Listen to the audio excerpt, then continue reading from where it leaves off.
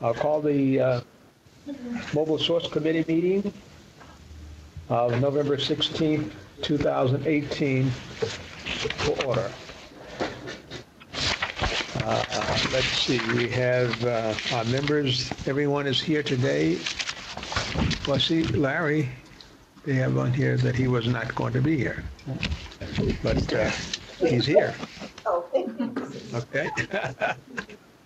Judy's not here. And Judy is not there. Is Joey? Yeah, I switched sides over here so I could see the speakers.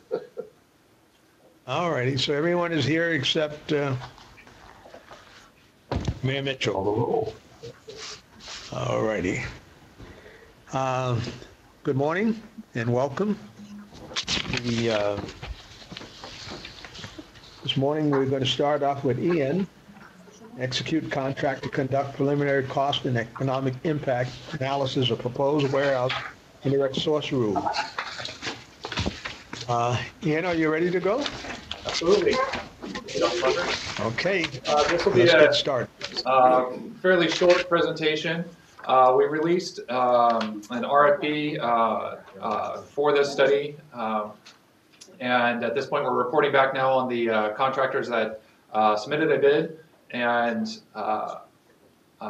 this study itself was directed by the board as part of this warehouse ISR to look at the potential economic impacts of an ISR, of an indirect source rule in the warehouse industry, and several different aspects of it.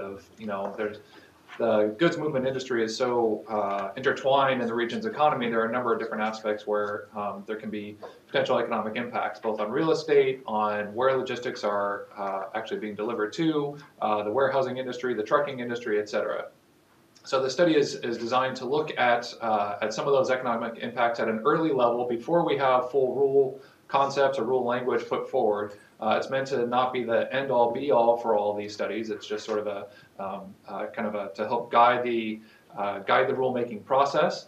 It's also going to be looking at a number of other studies, or there are a number of other studies that are underway or will be conducted. For example, the socioeconomic study that will be done for the rule. We'll take that final look after you have rule language.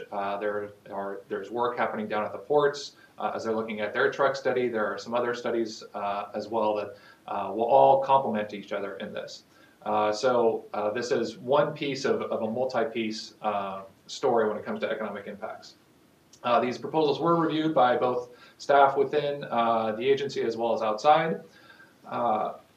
We did receive two proposals, Berkeley Economics, Bayer, and then also IEC with a subcontractor of CalSTART. The IEC proposal and the scoring sheet, as you see in the agenda packet, scored much higher.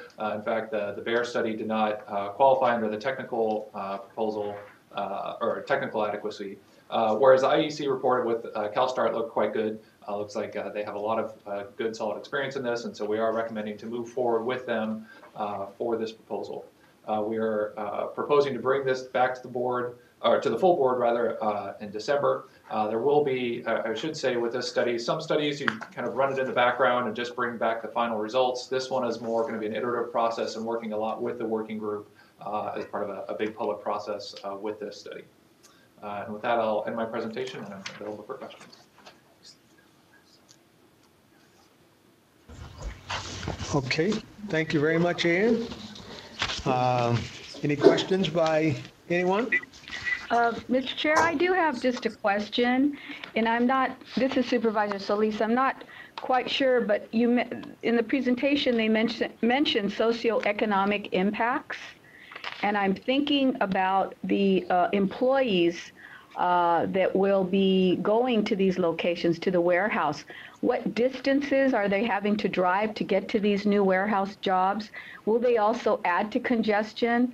Will there be any kind of review of that material? And also, if these trucks or whatever, will some be privately owned? Will there be independent contractors engaged in any of this? I'm just looking at what those economic impacts, if we're going to even allow for the scope to maybe look at that, because we are talking about jobs, we are talking about mobility and economic development. Yes, great I'd question. ask SCAP that. Yeah, go ahead. Sure, great questions. So the first point on, where employees are going to have to drive. So one of the things that this study is looking at, and specifically, is potential relocation of warehousing. There is obviously a lot of warehousing in our region right now. Nice round number is maybe about 1 billion square feet, depending on what you call a warehouse. So there's a lot of warehousing now. If some of that relocates, or if there's additional growth outside of the area, that's one thing this study is specifically going to be looking at. Part of this right now is we really don't know yet. We're still working through this with the working group. What is, for example, the level of control that this rule would eventually have? And that will have a first order effect on how much relocation there may or may not be as part of this rulemaking. So this is really to develop some hypothetical scenarios, and then we can use those hypothetical scenarios to help inform us. And then by the time we get to the final rulemaking package before the board, we'll have much more of that analysis of looking at what are those relocation impacts. So that's, I think, getting to your first point.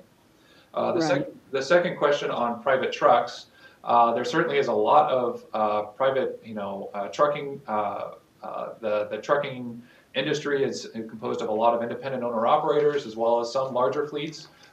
This study will look somewhat at some of the trucking fleets. We're going to be looking at some of that as part of this study and some of it as part of some other studies as well. Again, by the time this comes as a full package to the board for a final rule, we'll have much more of that analysis of what those economic impacts are going to be, for example, on the trucking industry, independent owner-operators versus larger fleets, on warehouses, and we'll talk more about the different kinds of warehouses in the next presentation, and other different aspects of this industry.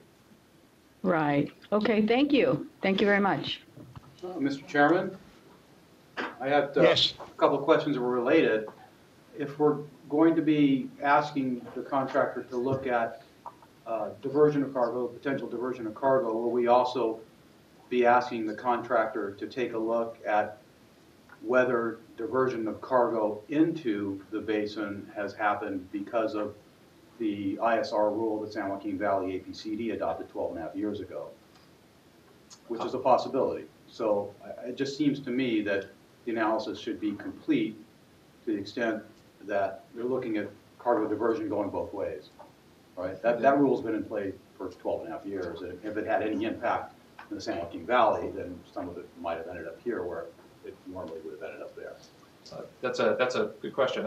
We didn't actually put that in the RFP itself. It's not in the proposal, other than we are looking at the adjacent areas of what is the warehousing market in adjacent areas, for example, just north of us, to Vegas, stretch to the Phoenix. workload a little bit for them. And so I think this is something that they could address, actually, specifically looking at how the warehousing industry has grown or shrunk in adjacent areas to us. I would appreciate that. The second thing does have to do with who bears the, how, I don't know how they can do this, and I'm wondering if you think they can, figure out who might bear the cost under different regulatory scenarios, who ends up bearing the cost, with the beneficial cargo owners, the warehouse operators, the customer, the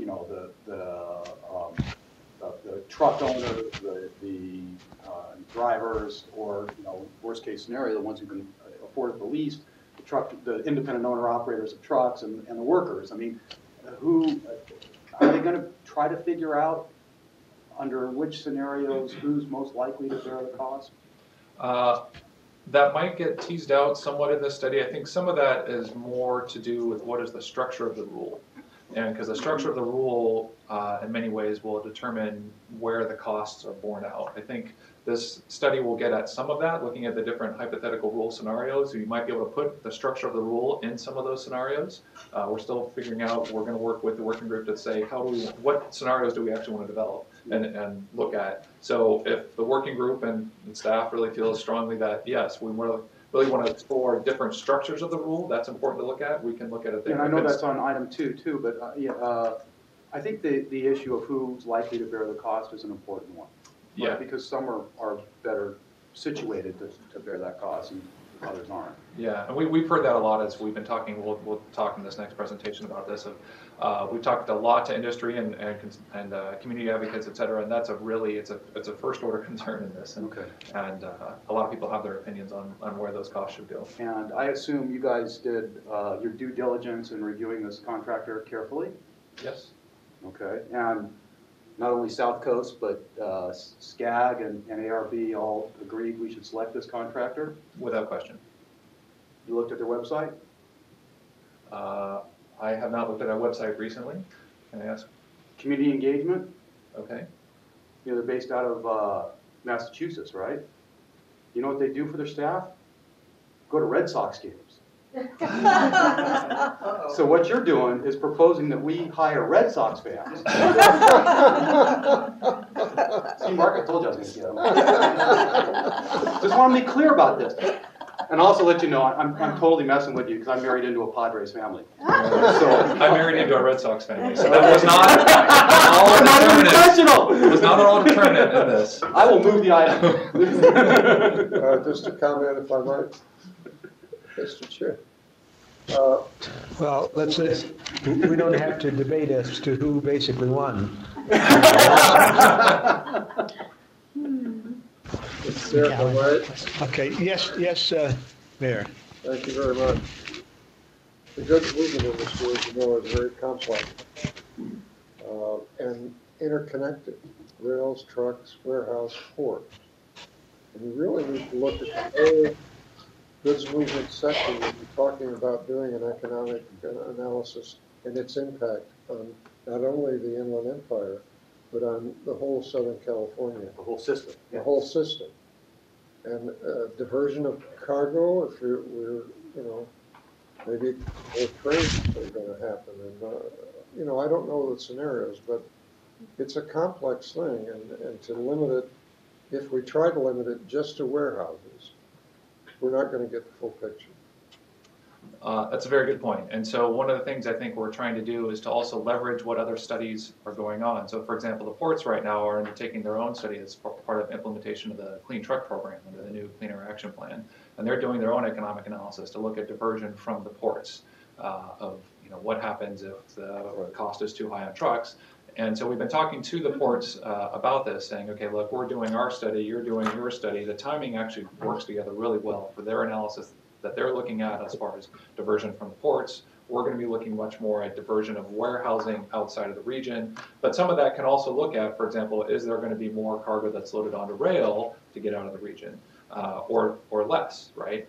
And so we are trying to look at all these different pieces. Putting it all into a single large master study is probably a little bit beyond the scope of what could happen from one single contractor, because you have expertise in different areas. And so the ports are picking the experts really on kind of looking at port dynamics. We're trying to look much more at those who have the expertise specifically on the broader trucking industry, the warehousing industry itself, and you have different expertise there. So you probably want to do this through multiple studies. So we really are trying to look at that, this integrated whole, and bring it all back together eventually for the board's consideration. I don't think I have to say it, but I think that we all is aware that we've agreed to use the national study as to the number of trips in and out of these warehouses so that we can have a consistent evaluation as we go forward. I think here we're dealing with just the socioeconomic impact of all of those number of ins and outs and everything else as to the communities that are going to be surrounding these warehouses and seeing exactly what effect that's going to have. But I think all of those questions are very valid, but I wanted to make sure that everyone understands that we're not going out and doing our own independent. That's what we used to do. We had our own way of determining the number of ins and outs in and out of these warehouses, and we were being criticized that the national people we are losing people to come in and want to establish warehouses in our sector, in our district, because we were not using the same standards that other people were using, which is the international one. And I think we maybe, I don't know, Indy, you know how long it was, Dr. Fine? I think, about a year ago, we agreed that we're going to use the national study? Right, about a year and a half or so ago, approximately that, yes. And so that, Right. that study, it goes to show, I think, that we have been working with industry and working to try to find the best science available trying to find the best experts in the nation. We're trying to continue that approach here. So we do plan to, use those other studies that have happened as we move forward in this rulemaking. Okay. Any further questions? If not, we'll I don't know. proceed. Public Thank you. comment. So we need a motion on We have this, at least one public on this comment here. item. Oh, So okay. moved. Oh, hold on just a minute. We got one public comment. Do we have some place for this? Okay. I did. Yes, I see you there. They've rearranged the room now, and Dr. Liu is completely threw things off by moving on the other side, and there's little cords here, and it's podium, and so it's a whole different arena. But anyway, my name is Peter Herzog. I'm with NAP, the commercial real estate industry, and I want to, thank staff for moving forward with this as the board has directed. I appreciate the comments of staff today, Dr. Liu and Mayor McCallum. And just to kind of emphasize the points that you all were making, the board's motion specifically calls out that this study, and I'll quote it, looks at the rule's impact on the competitiveness of the logistics sector. So it's not just about warehouses, it's about the logistics sector, which everybody here in the comments today has indicated is far broader than just a warehouse or a truck. And so we look forward to that comprehensive study that the board directed in looking at the logistics sector, and so thank you very much. Thank you very much. Any further comments? None here. Hearing none, I think we had a Move motion the item. before. Solis, move the item. Second, Yes. Perez. Perez. Okay, call the roll, please. Dr. Liu, Aye. Mayor McCallum, Yes. Supervisor Solis, Aye. Supervisor Perez, Aye. Dr. Parker, Aye. motion passes 5-0. Thank you very much. Moving on to item number 2. Ian, I think you're up again, warehouse indirect source rule update. Yes, thank you, Dr. Parker. So we presented before on indirect source rule concepts, and for this presentation today, we wanted to take a little bit of a deeper dive, start talking a little bit more about some of these rule concepts, and a little bit more about the industry as we understand it after talking to a lot of industry stakeholders. Also as a refresher, at the September board meeting, we presented an update to the full board of just in general where we are in all 5 facility-based mobile source measures. One of the requests that came from that board meeting was to come back and present what is sort of the full menu of options of what we might be able to do under indirect source rule authority. Not necessarily that we would pursue all of that. So we discussed this with the working group late last month, and we're here today. And so here's this menu that we're going to walk through. There's a lot of detail here, and this is not something that we're going to be pursuing every one of these options, but we wanted to present what does this menu look like if we wanted to do an indirect source rule. And this is really thinking mostly about warehouses, but it could also apply to other sectors, including rail yards, for example, where we are also in formal rulemaking on rail yards. Potentially could also have some bearing on new and redevelopment, as well as any other sector that might be out there. So I'll start at the top, and there's a lot of fine point here, and I'll try to be brief in this, and we'll go into this in a little more detail in the following slide. So if we can look at, for example, facility caps, that's one approach that you could take under indirect source rule, and there's different kinds of caps that are out there. The one that is used by San Joaquin Valley as part of their indirect source rule and new development is a baseline approach. You calculate what your baseline is going to be, and you have to reduce X% below that baseline. And that's their kind of cap approach. A different way of looking at it is say, okay, well, you just have a hard cap of emissions per facility. Whatever the pounds per day that might be of emissions on each individual facility. A different way of looking at a cap might be kind of comparing it to the throughput. So how many pounds of emissions per goods throughput that you have, whether it's truckloads or pounds or tons of goods moved or something like that. So there's different kinds of caps that are out there, and here's some examples. Another approach might be a SOON program. So the SOON program is what we have right now for off-road equipment that says it's a rule actually that we have. It's a state law, and we've opted in to have our own rules saying that large fleet operators need to apply for incentive funding, and if incentive funding is granted to them, they must use it. So you can use this kind of approach for indirect sources, so that, for example, warehouse operators that own their fleets might have to apply for funds and then use them if granted to them. So that would be that kind of approach. A completely separate kind of approach might be sort of independent local government measures. Maybe some local government, a local city or county, decides to develop their own program or ordinance that uses their land use authority that effectively kind of can work like an indirect source rule through their land use authority. And then if that has SIP creditable emission reductions, that can be directly submitted into the SIP through CARB. And then we actually have similar kinds of approaches to this in our current Rule 2202 for employee commute reductions. So there are these options that are potentially available. Another option is sort of a crediting banking approach, and there's maybe different kinds of programs that can work here, that you could have a broader, kind of more flexible crediting program that credits might be generated through fleets that are cleaner, and then facilities would have to go acquire and retire those credits as part of an indirect source rule. Certainly there's obviously concerns that if you generate all the credits in one part of the basin, you aren't getting the benefits in the other part of the basin, so you could do some localized overlays as part of this too.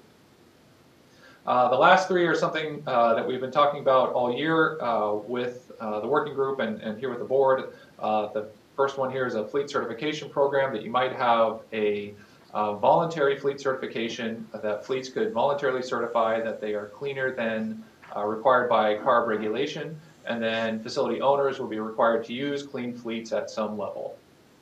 Part of the reason for doing this is that, again, they could use incentive fund, truck fleets could use incentive funds as part of this program.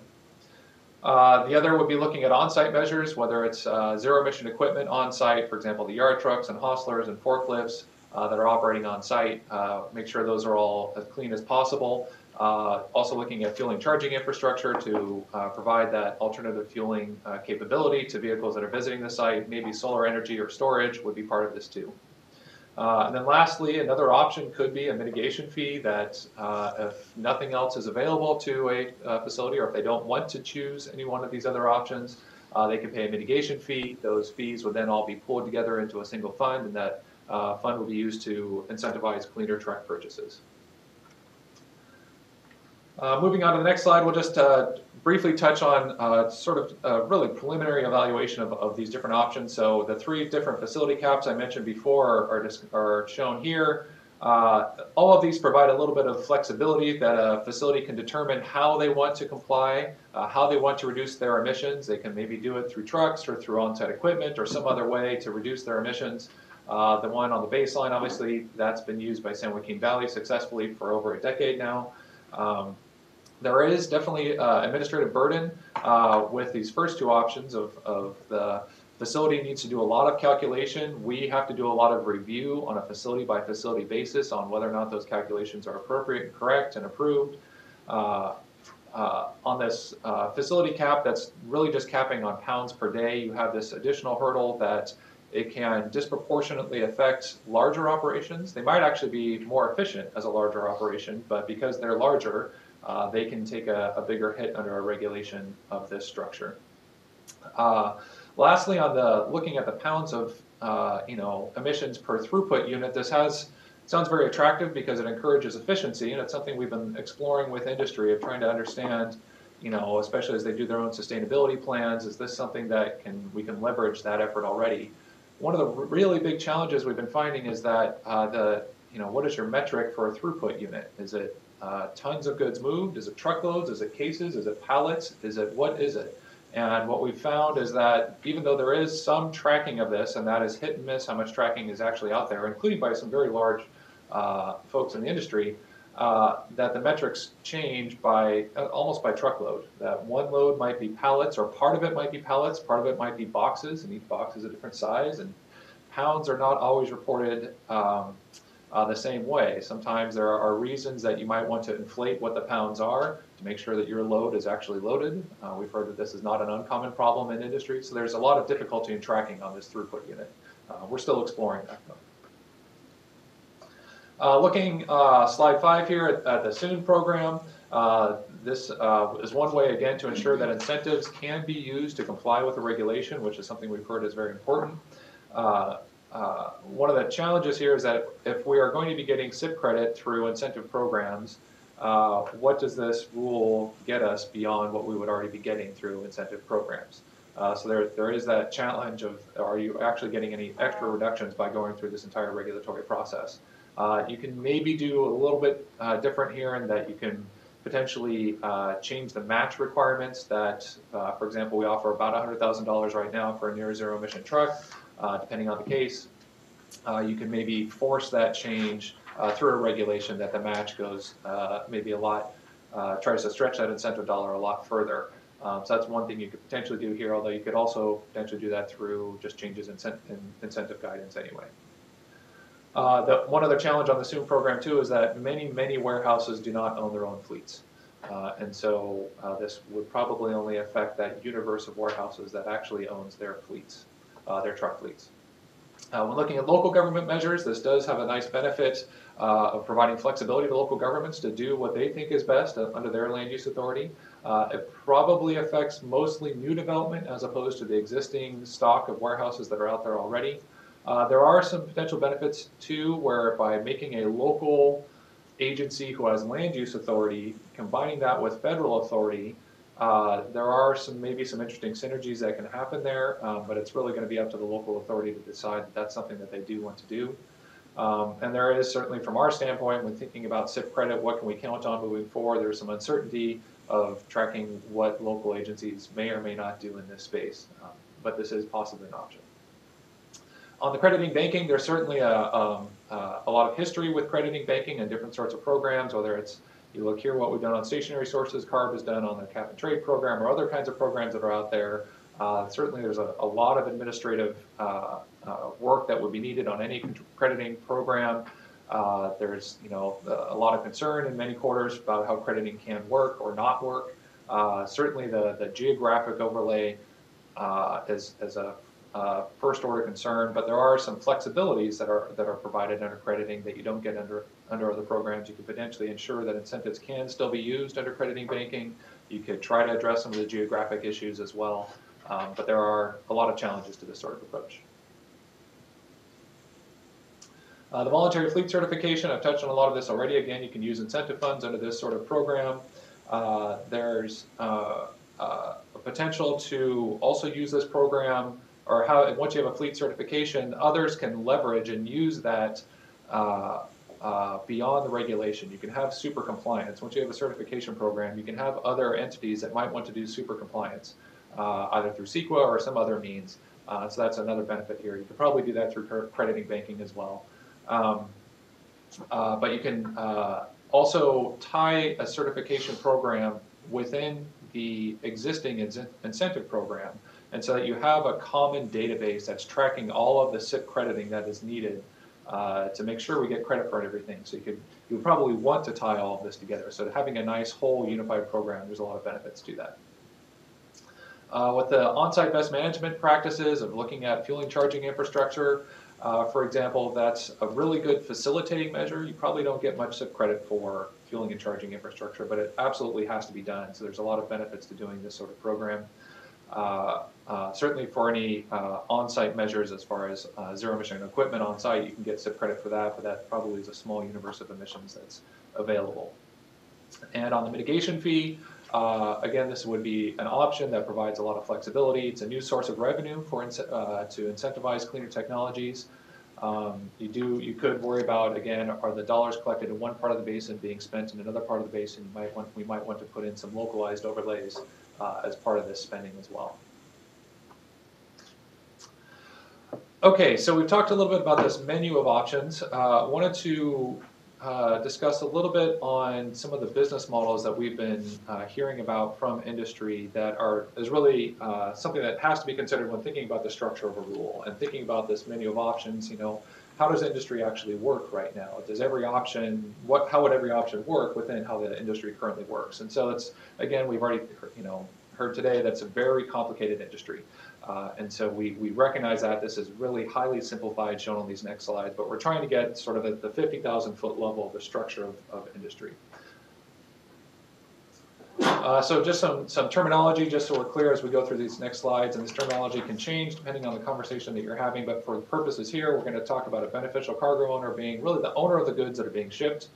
The carrier is the entity that owns the vehicles that are doing the shipping. So it might be a motor carrier for trucking, an ocean carrier for a shipping line, an air carrier for an airline, et cetera. So they're the one that actually owns the vehicles that are doing the shipping. You have the shipper themselves, they're the one that contract for the transportation of goods. That could be the beneficial cargo owner, or it could potentially be an intermediary, a freight forwarder, or some other broker that is the one that is doing the contracts with the motor carriers. You have third-party logistics providers. They might operate facilities. I've heard of they're called 3PLs. I've heard of 4PLs, 5PLs at different levels of management within this structure of managing what happens at a warehouse.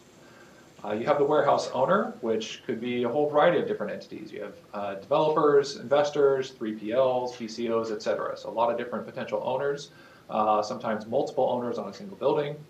And then you have the operator themselves. And the operator, again, could be a variety of different entities. Okay, so on this slide, slide 9, it's a little bit of a confusing slide, but I want to walk you through it to just very broadly, how do trucks get to a warehouse? And so if we imagine the warehouse is in the center here, and the warehouse is going to be controlled again by an operator of some type. If we look on the left and we say, okay, the warehouse operator might own trucks, that top dark blue, they might own the trucks, and in that case you can imagine there's a lot of control over what those trucks are doing by the warehouse operator.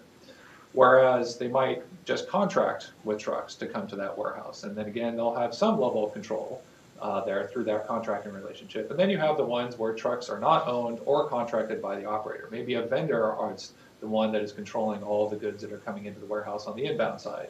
And it's the same kind of relationships on the outbound side, right? Again, you can have ownership, contracting relationship, or no relationship at all. And you can have any combination of this on any individual load that changes hour by hour, minute by minute. This is a very dynamic space. Really depends on the warehouse operator, where they are in the supply chain, and so a whole variety of relationships occur here. Looking at the motor carrier contracts, we can imagine that if a BCO wants to take goods from point A to point B, they might do this through a contract. If they don't own their own trucks, they will contract potentially directly with the motor carrier, or on the right side here, they might go through an intermediary, right? And so there would be a contract that the BCO would have with a shipper, might be a freight forwarder or some other broker, and then that shipper would then have contracts with one or more motor carriers, who then might have multiple contracts with other individual trucking outfits. And so you can have many, many layers of contracts between the decision to ship goods from A to B and the one who is actually doing the shipping of those goods. What we've also seen is that you can have, in that kind of relationship, you can have contract requirements that start at the top level. The BCO has a requirement of the shipper, and then those requirements flow down through into the contracts themselves. So you can imagine, for example, BCO is saying, I want a refrigerated load, or I need to ship goods that have to be refrigerated. I'm going to require that you send a refrigerated trailer to go pick up those goods, right? And that's going to start at the top, and that will flow down to all the subsequent contracts. I want to talk about one other relation or set of relationships here. This is looking at how warehouse owners and operators, how they are related to each other. And so each one of these boxes here are maybe a different kind of warehouse. And so again, we start on the left in the dark blue, and you can imagine that a BCO might own the warehouse and might also do the operations of the warehouse. And you can imagine there that the BCO has full control of what happens at that warehouse. You go to the middle, these sort of middle blue colors, and you can have different kinds of relationships. The BCO might own it, but not operate it. Or they might not own it, but they do operate it. And so you can imagine there's sort of a middling level of control there. And then finally, you can have the relationship again where the BCO doesn't own the facility, and they don't operate the facility. And you might actually have 40, 50 different BCOs all storing their goods in a single warehouse, and that changes year to year. So you have a lot of different levels of control in this, and who's going to be making decisions and who can make decisions. Looking at this slide, this is particularly important when it comes to thinking about infrastructure. If you want to install a charging station, who can actually make that decision? And that's going to often be a warehouse by warehouse decision of who can actually make that decision and do that work. So just wanted to walk through some of those business relationships, walk through that menu of options. We want to talk a little bit about just some of this first level of feedback that we've heard from the working group, in particular at this last working group meeting, but we've been doing this also for 1.5 years. There's some themes that we've been hearing from the different industries, or from the industry, community stakeholders, government stakeholders, et cetera. So just want to highlight some of the points that we've been hearing. Again, we've heard that we want to look not just at new warehouses, but existing warehouses, and also don't limit to existing warehouses. Talking about wanting to make sure to focus on impacted communities the most, really focus there. And again, that's AB 617, a lot of the efforts happening there. There's a lot of synergies with that kind of work. We want to make sure that, we've heard this from industry, that any emission reductions here have to be SIP creditable. But we've also heard from community groups that it's not so much concerned that it's SIP creditable as much as all of the parts that make something SIP creditable are important. Emissions have to be quantifiable, verifiable, public process, and all that. So all those pieces of SIP crediting are important too. Surplus, et cetera, yeah.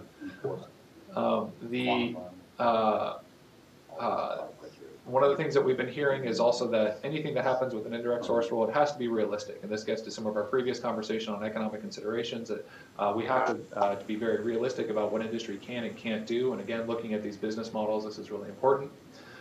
The rulemaking has to use the best science available, and the rule has to be workable. And this is something that, of course, staff always does in all of our strives for in all of our rulemaking.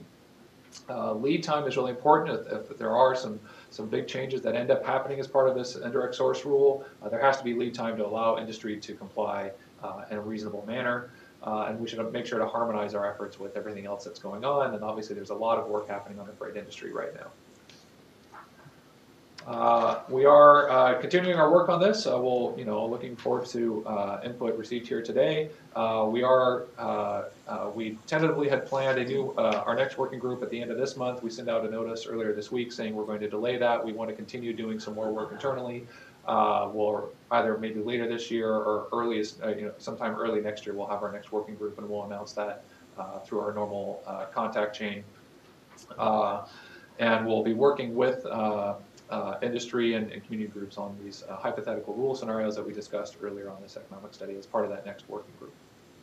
With that, I will end my presentation, and I'm available for questions. Thank you very much, Ann. Any questions by any of our colleagues? Mr. Chairman, if we could pull up the list of the menu of items, we have some questions or comments on those. One of the things, generally, yeah, try to Get there, and then read. we'll go one Yeah, more. there we go. That's the one. Some of these are just I got it. voluntary, and some could be mandatory. So the ones that are, if we consider the ones that are voluntary, is there any way for us to be sure that we would get benefits? Sure. So I think all of these, we're thinking that all of these would have a mandatory regulatory approach. Even the voluntary fleet certification would have a mandatory approach. So the idea there would be that fleets could voluntarily certify that they're cleaner. Yes. But facilities would be required to use, at some level, those clean fleets. So that would be the regulatory part would still be there, but the voluntary part would allow incentive funding to be used. And the best management practices would be mandated? They could be, yes. They could be. Okay. Well, anyway, that's one issue. And like the local government one, obviously the pounds per day per facility and the pounds of emissions per goods per unit, I don't think they sound kind of impossible and incredible, and certainly I don't see how you actually could do those, but I'm glad you were thinking of it, but I don't see how they would work, and I haven't spent as much time as you have thinking about this, but it doesn't seem practical. But the local government one, isn't there a threat that we would end up, the only people who would do it would be the local governments who are willing to do it, and those might be, we would end up with a patchwork of local governments who have done it and haven't done it, and then possible overconcentration in some communities because they have I mean, either no requirements or, anyway, it seems to me like we could be creating more of an environmental justice problem than we actually have now in certain communities, because some local governments wouldn't all equally put together requirements that you know, make it either more costs or more benefits to siting in certain areas. So, and similarly, and I think that I want to acknowledge that you seem to be sensitive to the potential environmental justice impacts of the credit banking program and the mitigation fee program, right? That both of those could end up concentrating impacts in certain communities. And the idea of a local overlay, if I understand it correctly, would be that whatever, if the mitigation measures couldn't take place at the facility, it would be around the facility or something like that. The problem, of course, is that a lot of these localized impacts are very localized, right? Like air toxics within a few hundred feet, and it's the community members who are living right adjacent to the facilities who are really suffering the impacts, and there's probably no way to make sure that those benefits happen to the truly impacted populations. And so I think the localized overlay is one way to try to address it, but I'm not sure you can do it successfully. So I think you know, we certainly need to be just aware of it and really think it through.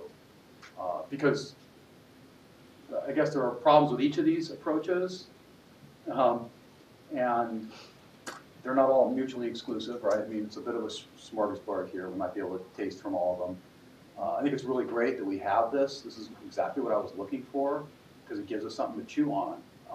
And nothing's perfect, obviously, and there's no silver bullet here.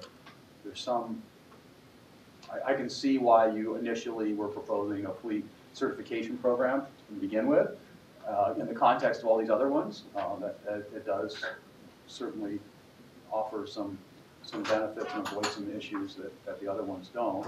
But that's kind of the concerns that I have, is that we certainly don't want to be doing anything that's going to make the environmental justice problems that we're trying to address potentially worse, or the benefits aren't distributed equally among those communities. But this is really interesting. I think you put a lot of hard work into coming up with these, and I really appreciate that we've got something to think about here. Looking forward to public comment, people. I haven't sat through the work group meetings.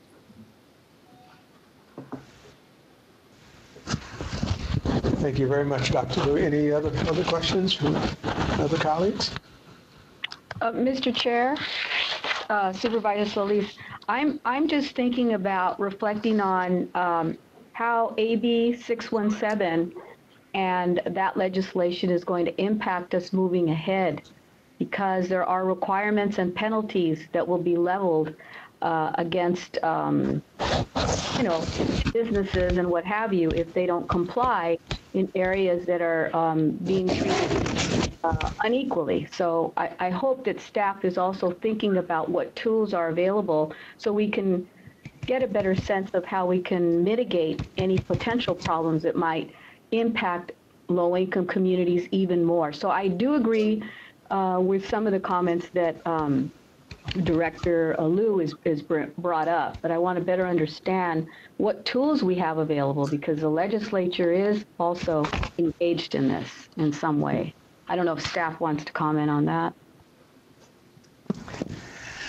Supervisor Solis, let me take a crack at that, and then if Ian wants to add to that. I mean, as an agency, we have a number of tools, and I'll start with the compliance and enforcement options that we have.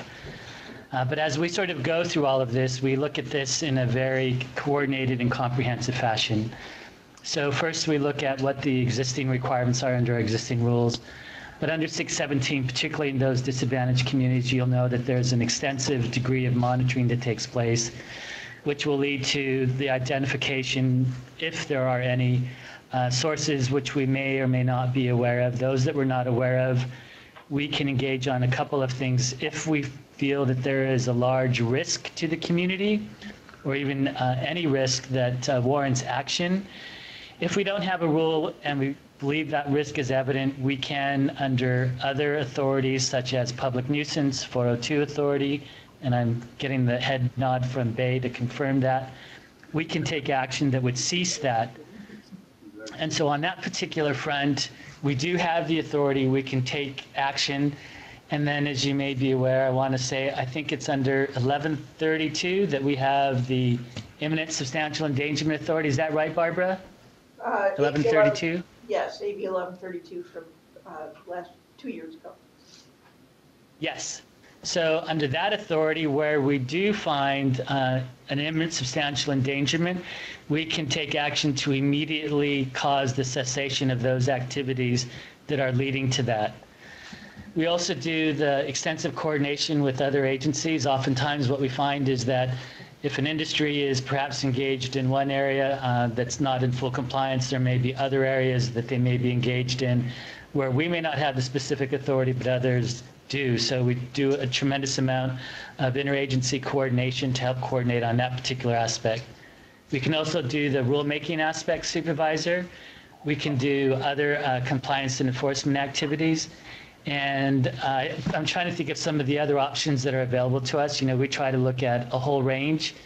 If, for instance, incentives, Dr. Fine just mentioned incentives. And on that particular front, what we actually do is, I would say that we provide incentives not only in the form of grants, but in the form of technical assistance. So engineering, even some of our planning and rules staff, oftentimes can provide assistance with regards to the type of technology that can be employed, the cost for those various technologies that can be employed. And so we do provide, you know, as I mentioned, grants, but we also provide scientific and technical resources as well. So we have a broad panoply of tools available to us. We try to use every single one where we can, including leveraging the work of other agencies. If I could add one, I'm sorry, go ahead, Sophie. I'm glad to hear that, because I think it's really critical for those communities that are heavily impacted now or viewed as hotspots, that we also get a good sense that the community stakeholders understand what tools are available and that can be leveraged. I think that's really critical in as we move forward to really keep our communities informed about what possibilities there are when we're pushing out these new rules and ideas to help keep those disparate impacts from occurring again. So I thank you. If I could have one Thanks, point Supervisor. of a perspective we've heard from the working group on this exact same point, both from industry and community, is that whatever rule is put in place, if one is in fact put in place, that it has to be enforceable. That we've heard this from industry. It's the first concern we hear from industry, is that it has to be able to be applied evenly across the board, because that's a real problem right now with other rules that are out there on mobile sources.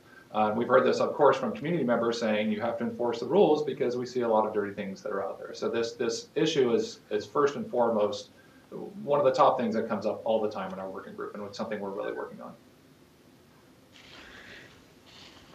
You know, in one of the major concerns is that when we start talking about mitigation, as we know, most of these pollutions themselves affect the socioeconomically developed, underdeveloped communities. If we say that we're going to have people to pay funds and resources in order to be able to continue to pollute those areas, then we take those monies and place them in some other areas, et cetera, or monitoring, that we're really not helping those communities. So when we start talking about mitigation factors, we should be looking at the mitigation dollars being used to help reduce the pollution that is going to be impacting those particular communities. And I think they have to be strong enough so that the incentives will be for people not to want to basically come up with mitigation. Now, obviously, there are times that mitigation becomes paramount, something that you can't just do right now because of logistics, real estate developments or whatever it may be. But I think we should really look at that very wisely to the extent that when we take the mitigation from people from these sources, what are we really going to be doing with those dollars rather than just going out and doing things and the same communities are being basically polluted. And I recognize this is an update, and that's why I'm giving you this input, so that when you look at it from that standpoint of view, is that if you're talking about you are going to be allowing people to bring in so many more pounds of diesel NOx to a particular area where that is coming from, what are you going to be doing in order to reduce that, rather than just to monitor it so that we know that, yeah, it's there, to the extent buying more monitors or doing those kinds of things. Further questions from any of my other colleagues? Mr. Chair. Public comments? Yes, go ahead. Yes, Supervisor Perez, I'm just soaking it all in right now as we're moving forward. It's a fascinating conversation. But I guess just one of my simple questions, basic questions, by when do we need to be making a decision on this menu of potential ISR compliance options? How much time do we have or don't have? So I'm not sure if this has been released yet, but what we've been talking about so far publicly is that this rule would probably be brought to the board late next year. There's certainly going to be continued updates back to this committee well before then. We plan to have regular updates on that, and we're going to be continuing to work with the working group a lot before then. So there'll be a lot of public discussion about how to move forward, what the regulatory concepts should be, and we'll be coming back to this committee well before late next year. Okay, thank you for that. And just to piggyback on Supervisor Solis's point, obviously the disadvantaged communities and that these tools exist. I think as we're moving forward, think about the outreach efforts, the education efforts, how are we going to go into the communities, what type of tools are we going to use to get out to the communities, and how do we engage folks at the ground level, at the people level, outside of social media or technology. I think that's going to be critical. So I just wanted to add that point. Appreciate the conversation, fascinating conversation. I'm learning quite a bit. Appreciate the conversation. Thank you. Thank you very much. Further questions? Any public comments there? Yes, we have some. Show your face. Hello again, Peter Herzog with NAF, the Commercial Real Estate Development Association. Appreciate the committee taking the time to get the update and ask some good questions. And in particular, just want to reinforce a couple of things that were said and really appreciate the staff on the slide about warehouse business model, even that sort of emphasizing and underlying that the logistic industry is substantially more dynamic and complex than shown on the following slides. Obviously, an update, you can only be very brief. We've had a lot of good conversations with staff, and the complexity issue is becoming one that's very paramount. And that's why the later slide that talks about the need to look at this realistically, thoroughly, and not be concerned about a timeline so much, but that you need to get into this and truly understand it, and then deal with the technical realities that exist or are potentially possible in developing a line. So the key point really is, and this as we move forward and we've been working with staff, is to get good solid data, real facts, get good analysis, and stick with the science and what's available. That's going to be the key thing, not a timeline, not some of this other stuff, because you've got to look at this in a realistic fashion. In a complex industry, because just warehouses alone, Skaggs pointed out, there are almost 30,000 warehouses or more, and as Ian has pointed out, probably no two are alike.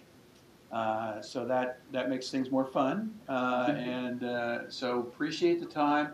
Look forward to continuing to work with staff, and again, look forward to really having a thorough discussion of the realities in that, because the bottom line of this is that the logistics sector is supplying the goods and services that are the goods in particular that 17 million people in this air basin require and need on a daily basis. So it even goes beyond just the fact that it's a complex industry. You also have all those people out there that want different stuff. And of course, unfortunately, with e-commerce, they want it now. And so, you're looking also at the impact, as the governor has said, as to 1/3 of the economy of the area. And you're looking again at 17 million people who need things for their everyday quality of life. So again, appreciate the conversation and look forward to continuing to work with you. Thank you. Thank you very much. Any further public comments? Hearing none, then I think we're at the end of our program for today. Dr. Fine has some written items. Anybody has any questions or concerns over those? Yeah, Mr. Chairman, I had a question on item number 4. The Okay. Port of Los Angeles has circulated a, see if I can get it right, draft recirculated supplemental environmental impact report for the China shipping project. And I was, the deadline for comments is today. I was wondering if staff has or will be submitting comments. I would like to get a copy if they are. Dr. Fine? Sure. Yeah, Dr. Liu. Yeah, we're planning on submitting comments today, although we have asked for an extension to allow us to make some more extensive comments. I don't know if anyone in the room there we have gotten an answer back from the ports on the extension, but one way or the other, we'll be making comments. And Vera seems to be. Vera? Vera? Vera's there. Is it just for South Coast or is it everybody? It's for South Coast. South Coast. 2 weeks. That's nice. So how long, Vera? 2 weeks. 2 weeks. 2 weeks. Okay. Yeah, so we'll be enhancing our comments, and we can make a copy available once they're submitted. Okay, thank you. Okay, any further questions about any of the other matters? Hearing none, then we'll call this program to adjournment, and Public comment? yes, we ask for public comment. Public comments? Nope, not here. All righty, well, then we'll adjourn the next meeting until January 18th. We will not have a meeting in December. So I really don't like the. They have see you then. Thank you very much. Could be Giants and A's fans, so that's